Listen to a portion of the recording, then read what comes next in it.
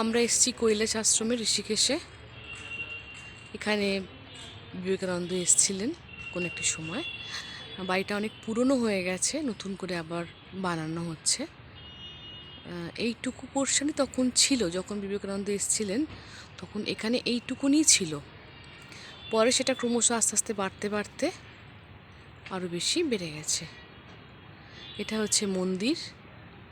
মূর্তিটা খেয়াল করবেন, অর্ধনারীশ্বর মূর্তি, অর্ধেকটা শিব আর অর্ধেকটা পার্বতী, এবং দুদিকে তাদের বাহনও দেখুন আলাদা। একদিকে রয়েছে ভৃঙ্গি বা নন্দী আর একদিকে রয়েছে পার্বতীর সিংহ। খুব প্রাচীন জায়গা, খুব পুরনো জায়গা।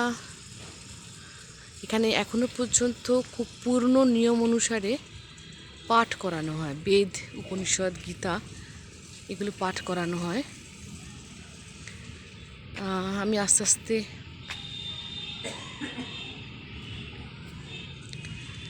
এটা হচ্ছে মেন গেটটা, যেখান দিয়ে এই মন্দিরে প্রবেশ করা যায়, এই আশ্রমে, কৈলাস আশ্রম, ঋষিকেশ কৈলাস আশ্রম।